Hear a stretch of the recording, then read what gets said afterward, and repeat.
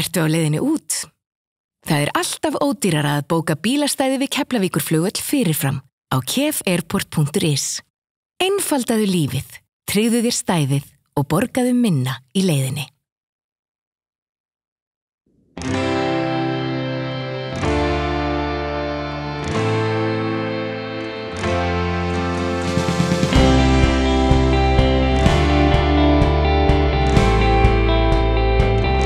Komið sæl og velkomin í Suðurnesja Magasín. Í vikunni kíkjum við á tísku, íþróttir og menningu. Við hittum fyrir trommarann Þorvald Halldórsson í tónlistarskóla Reykjanesbæjar. Við kíkjum í garðinn þar sem við hittum fyrir skóhönnuðinn Helga Líndal og svo verðum við hérna í Ljónagryfjunni þar sem við skoðum Rimmu, Njarðvíkur og Keflavíkur í körfunni. Við kíkjum í trommutíma í tónlistarskóla Reykjanesbæjar en þar hittum við hinn valdan í Valdimar, Þorvald Halldórsson. Hann tekur okkur í trommutíma, fáum aðeins að reyna á hann og spyrjum hann spjörunum úr tónlistina og trommuleik.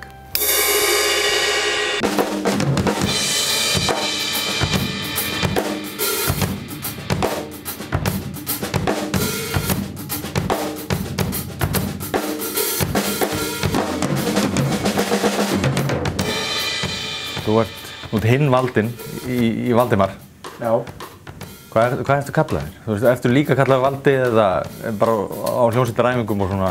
Já, ég svona yfirleitt kallaður Valdi sko, af bara mínu fólki og vinnum sko, en það ennþá svona stundum smá ríkningur ef að vera eða Valdi, þú veist, þá kannski verið að tala við Valdimar. Og hvernig... Þá fæ ég mitt formlegra nafn, Þorvaldur. Já. Þannig að, en yfirleitt svona, er þetta ekkert mikill ríkningur samt. Var það einhvern tímann eitthvað annað hljóðfæri sem var inn í myndinni á þér eða voru það strax trommurinn? Nei, ég byrjaði í tónlistarskólanum í Garðinum, held ég því að ég var 8 ára, þá byrjaði ég að læra píanó. En mér minnir nú að það hafi nú verið ekki fyrsta valið mitt sko, ég held ég að verið settur á píanó af því að það var engin trommuleikari að kenna í tónlistarskólanum, það var bara svona einhver kennarinn sem tók að sér að kenna svona fyrstu tökin en besti vinur minn var sem að teldi eini trommunemandinn þá í skólanum. Þannig að meðan ég var að læra á píanó þá var hann búinn að vera að læra á trommur í 1 eða 2 ár. Og þá svona heima hjá honum, þá sá ég trommusetti sko. Og það heillaði mig miklu meira en píanóið sko.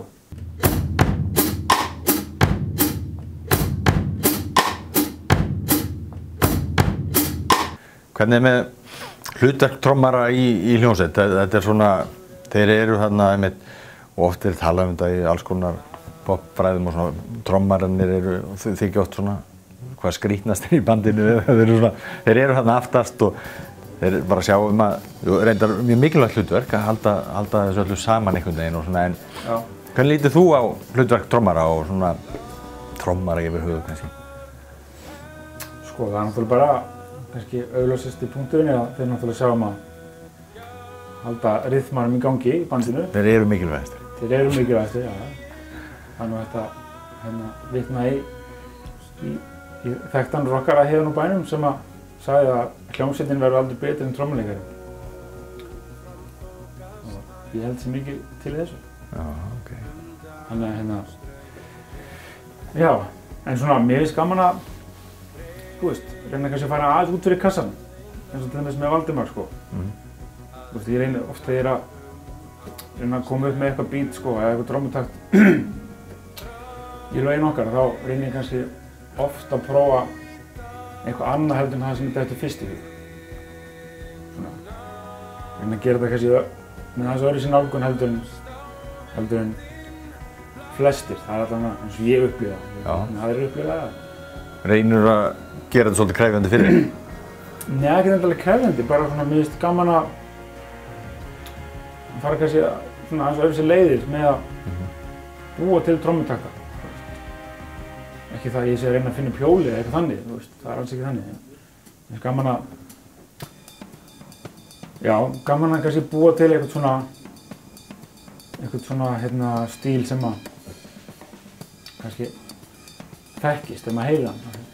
Ég hef gaman á trommuleikurinn sem að ef maður heyrir eitthvað lag í útvarpinu og ef þú þekkir trommuleikara þá getur þú giskað, já ég held að þetta sé þessi trommuleikari. Bara þegar þú heyrir einhvern veginn svona einhverja litla núansa eða eitthvað sem ég gera.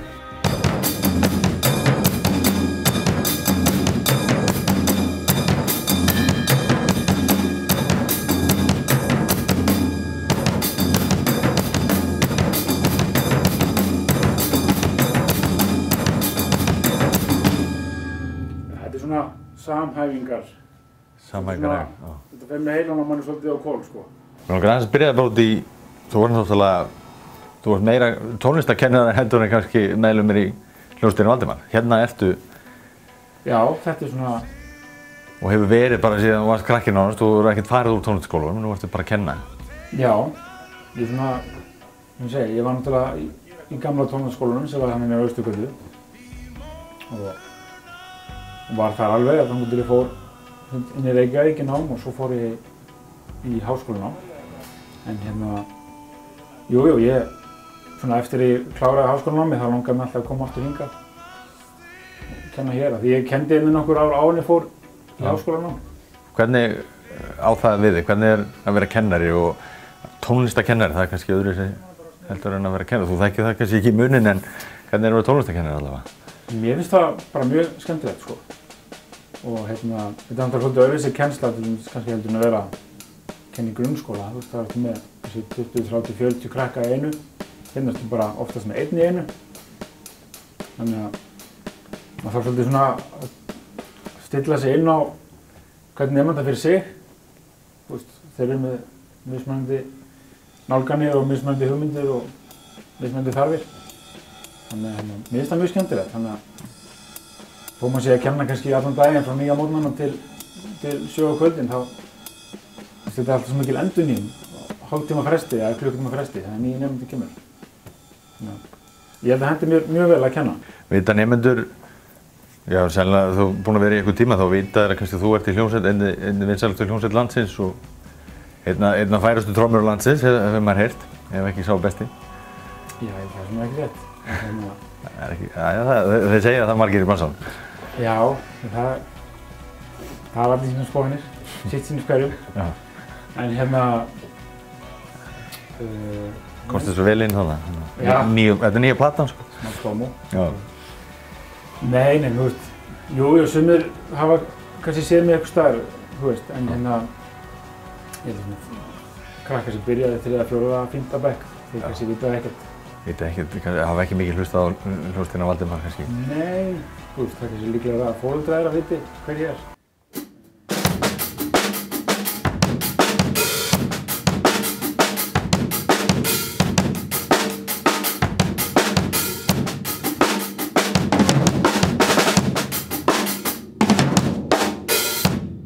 Einmitt, er það ekki bara einhvern veginn lokamarkið kannski? Þú veist að komast í hljómsveit, vera með í einhverju ákveðnu sköpunarferli, stemningu og þessu svona einhverju bróðerni kannski í hljómsveit? Jú, algjörlega. Þú veist, ég finnst ég vera mjög heppinn, sko, að vera í hljómsveit með þessum strákum, sko. Af því þetta eru ekki bara einhverju strákar sem við erum með í hljómsveit, þú veist, við erum að hittast í milli og þú veist, gera eitthvað allt annað en að tala um músík, þú veist, bara góðir vinir og það er skemmtileg mórall og svona, þetta er ekkert það er aldrei leiðilegt þegar við hittumst og gerum það. Mér finnst það mjög mikilvægt. Það er ekki alltaf þannig í hljómsveitum. Nei. En jú, auðvitað ættu, þú veist, ég segi alltaf við krakka, þú veist, sem er að læra, eða fólk sem er að læra. Man læri langmest á því að spila með öðrum. Hvort sem þú hefur lært eitthvað á trommur með kennara eða ekki, þú veist, skiptir ekki öllum máli. Það hlusta á músík og spila með öðrum, man læri langmest á því. Og trommusetti það er kannski einhverju leyti sóló-hljóðfæri en samt. Við erum hjarðdýr, yfirleitt, trommuleikarar. Við þurfum fleiri til þess að fungera.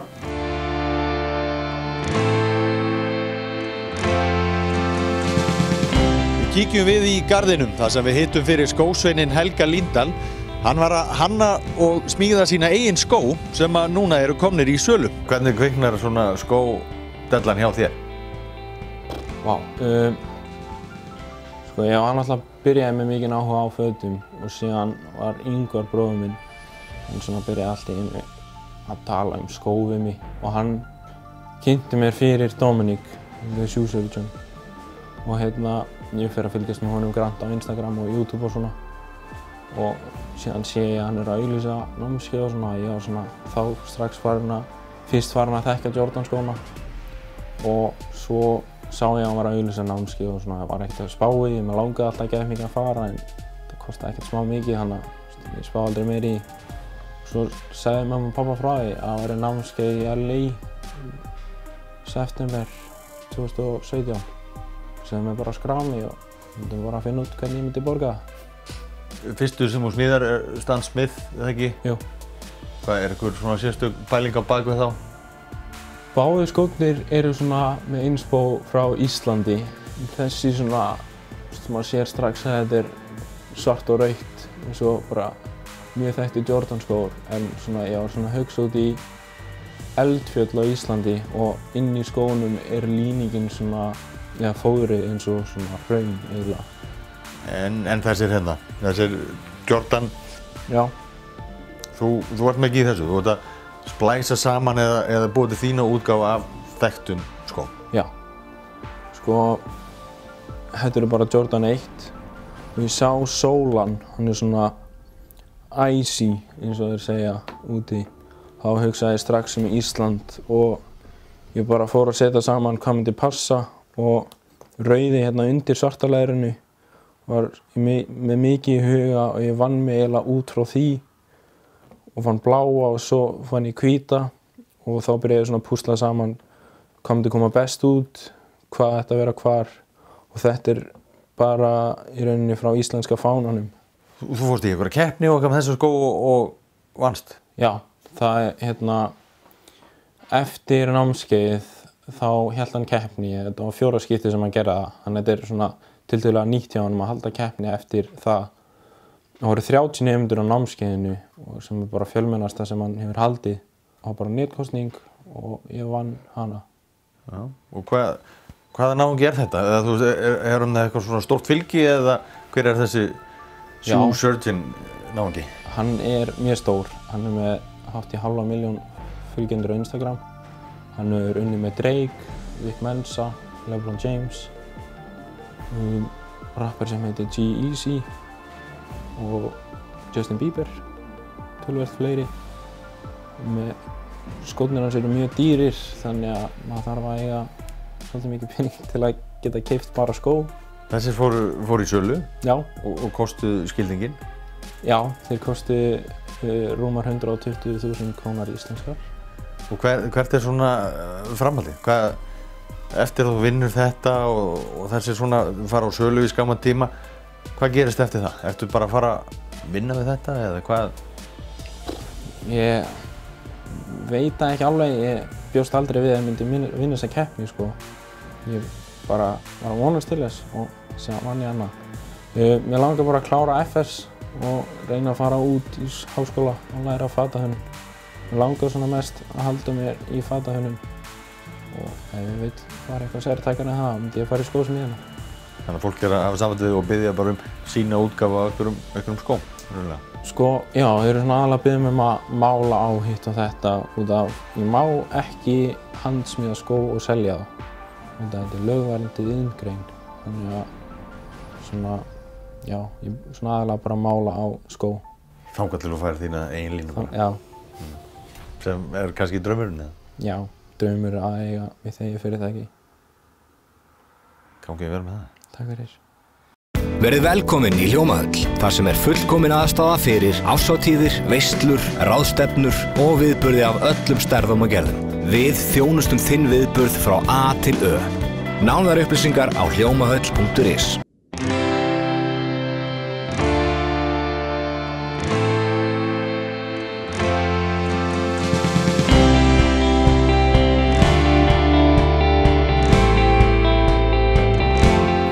Einn af hápunktum íþróttalífsins á Suðurnesjum er án efa rimman Reykjanesbæ.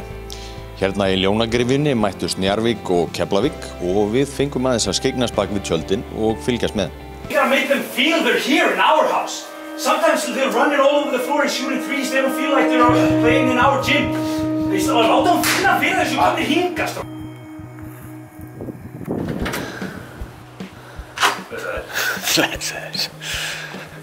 You're on camera.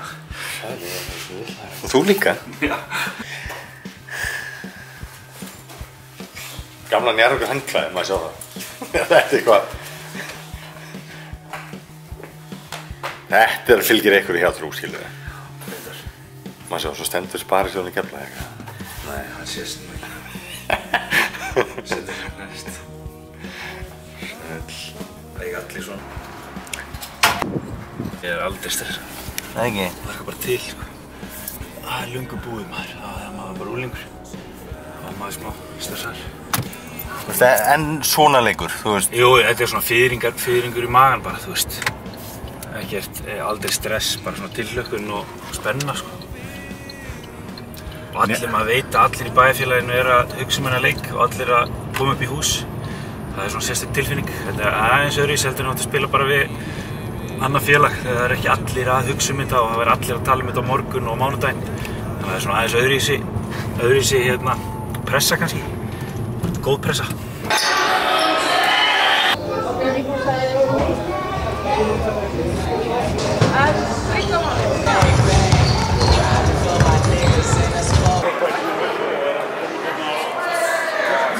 Hvernig fer leikurinn?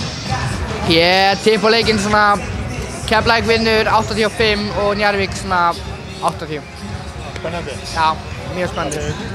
Ég held að þetta væri nailbiter. Ég ætla að spá byrjum bara framlengingu. Það er fyrsta óvita vetrarins.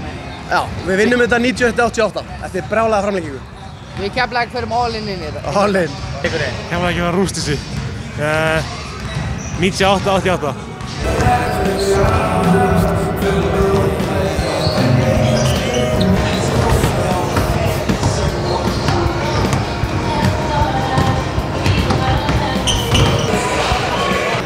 Hvernig leggst þessi leikur í? Þessi leikur leggst hrikalega vel í mig. El Clasico í fyrstu umferð. Ég hef ekki séð það í langan tíma og ég held að þetta verður hrikalega gott sjónvarpsefni. Hvernig fer leikurinn? Ég held að auðvitað mínir menn vinna og ég held að þeir taki þetta með svona 10-15 stigum. Nokkuð örugt bara? Nokkuð örugt. Hvernig verður tímabilið hjá Njarðvík? Tímabilið á Njarðvík verður flott held ég, en það eru mörg góð lið í þessari deild og ég held að Njarðvík þetta standa sig bara virkilega vel. Titill? Titill, já ég held að það verði titill og ég held að það verði jafnvel Íslandsmeistaratitil en ég sætti mig samt bara við bikarmeistaratitil. Alveg sáttu við það bara? Alveg sáttu við það. Hvernig tilfinning er það að vera með hérna strák í sikvora liðinu? Bara frábær, ég get aldrei tapað. Ég vinn alveg sama hvernig leikurinn er. Hvernig undirbyrðu þig andlega fyrir svona leik? Herðu, þetta er búið að vera andlegur undirbúningur í áratugi frá því ég byrjaði að spila. Þannig að ég er bara vel undirbúinn. Þetta er svolítið skrítinn stað. Þú hlýtur að fá að heyra alls konar pillur og svona í kaffiskúrunum og svona hvað sem þú kemur bara í bæjarfélaginu. Já, það er alveg, maður verður bara að taka því og hafa gaman af þessu. Það er bara númer 1, 2 og 3 að hafa gaman af þessu. Það er það sem getur máli. Og svona, með hvorum heldurðu? Með hvorum liðinu heldurðu eða hvernig er það? Þú sér það, hjartað er hérna vinstra megin og Keflavík er hérna hægra megin. Og var það erfitt að setja þennan helming á?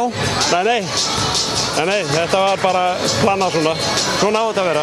Og hvernig er eftir leik? Hringur í báða strákana og huggar annan og hann bara hinum? Ég tala við þann sem vinnur og svo daginn eftir við þann sem tapar. Hann bara aðeins að jafna sig? Já, það er bara svolítið. Great game to start the season, great game to make a statement. If people would be saying like we need a motivation, no, never. But it's a great motivation to know that we haven't beat this club in more than 2,000 days in this gym. This is the day.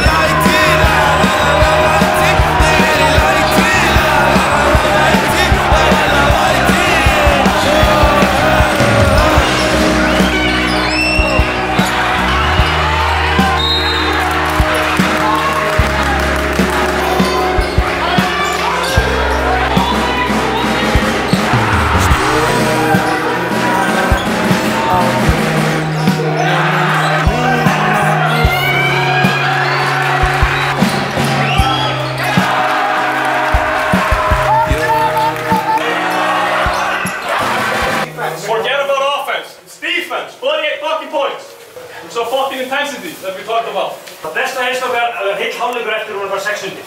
Nú getum við svo bætt okkur strákar, koma. We're not gonna look at them shooting threes in our face. Það allt og mörg. Málið bara, þú veist, það þýðir ekki að segja í einhver skipti ég var komin í klósett. Nei. Ég að fara í andlitið á þeim. Ég að fara að taka möguleikann á þriggja.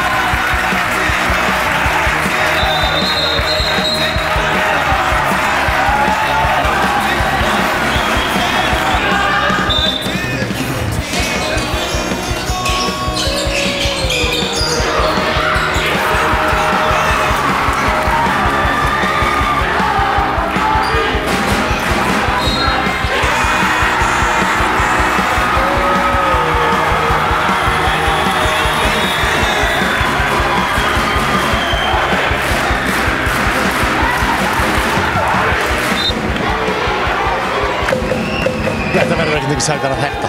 Nei, við erum tvö frábær lið, þú veist, og þeir voru að hitta rosalega vel í fyrri hálfleik og skjóta í kringu 60% í þriggja. Og við vissum að við myndum hanga í þeim bara og spila okkar, þú veist, aga sóknarleik svolítið, láta þá spila vörn á okkur og halda okkur inn í leiknum með góðum varnarleik, þá myndum við eiga séns á að taka þetta í lokin og maður býður eftir svona momentum, þú veist, og tekur upp þegar þau koma. Finally, we can go out of a game here in Keflavík with a smile and enjoy the weekend. But again, enjoy it tonight, enjoy it tomorrow. Sunday morning when you wake up, your mind is on improvements, because we're going to go to Thor for a win. And not only a win, for a step up in our performance. All right? Hey!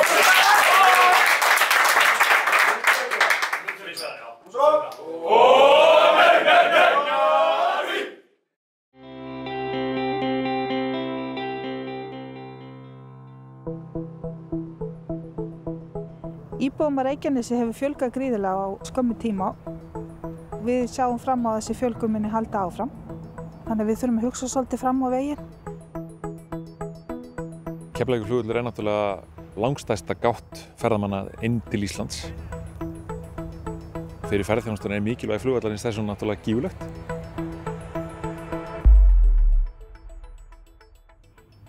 Við búum í raforkudrifnu samfélagi og við getum sennilega ekki ímyndað okkur daglegt líf án þess. Í dag er einungis ein tenging sem að tengi Reykjanes við meginflutningskerfið sem er Suðurnesjalína 1 og þessi lína á að anna allri starfsemi á Reykjanesi. Á Suðurnesjum hefur byggst upp á undanförnum árum mikill iðnaður í kringum ferðaþjónustu. Bílaleiga í kringum flugvöllinn, hún leigir út 2000 bíla á dag. Ef að bílaleigur vilja skipta yfir í rafbíla, þá þarf að vera til staðar mjög sterk og örugg raforkuafhending til þess að það gangi upp. Á næstu 5 árum eru sveitarfélögin búin að koma sér saman um að byggja upp 4700 íbúðir. Við erum einnig með stöndug sjávarútvegssveitarfélög. Auk þess erum við að reyna að markaðssetja svæðið fyrir gagnaver. Við höfum undanförnum árum séð gríðarlegan vöxt í orkunotkun á svæðinu. Núverandi tenging sem er bara ein tenging er engan veginn að anna þeim vexti. Við reiðum okkur alfarið á þessa línu, þannig að ef hún dettur út, þá verður straumlaust alfarið á öllu Reykjanesi. Síðan er það líka orkuframleiðslan sem er á þessu svæði og þarna er 180 megavött af jarðgufuvirkjunum og þær vilja jú koma sinni raforku inn á net. Þannig að notendur á höfuðborgarsvæðinu og jafnvel víðar hvar land finna fyrir þessari truflun. Sem íbúi náttúrulega verði alveg örfið að það kemur svona spækur inn á línuna. Allavega á síðustu 2 árum sem ég man eftir að línan var algjörlega úti. og í annars skipti var bara járnplata sem flaug á línuna, þannig að það þarf oft ekki mikið til þess að við verðum sambandslaus. Í gegnum þennan flugvöll fara ca. 30.000 tonn af fiski. Ferskur fiskur dýrvara og ef að kælingin klikkar þá falla gæðin mjög hratt, þannig að áreiðanlegt kælirými það sem viðskiptavinir stóla fyrst og fremst á. Kaffið var stofnað 1990. Hérna á Suðurnesjum framleiðslan, höfuðstöðvarnar og tækjadeild. Það starfa í kringum 200 manns hjá okkur. Við getum lítið gert ef það ekki rafmagn. Það væri allt stopp. Landsnet hefur til fjölda ára unnið að undirbúningi þess að styrkja flutningskerfið út á Reykjanes og líka af svæðinu með byggingu Suðurnesjalínu 2. Við erum að bæta við annarri línu og eykur þannig flutningsgetu inn á svæðið, afhendingaröryggi og gæði raforkunnar. Uppbygging á ferðaþjónustunni háð því að það sé öryggi raforkuafhendingu, þannig að hægt sé að nýta þau tækifæri sem til staðar og byggja upp það sem fyrir Við erum alltaf að horfa til framtíðar. Við verðum mjög vör við það hérna inn í stjórnstöð Landsnets, hvernig svona púlsinn sem við erum að fylgjast með hér slær með samfélaginu úti. Það nýr iðnaður að koma inn, tengdri bara stafrænni framtíð. Það eru orkuskipti á sér stað í samgöngum og það mikil ábyrgð fólgin í því að geta tryggt örugga raforkuafhendingu til samfélagsins inn í framtíðina.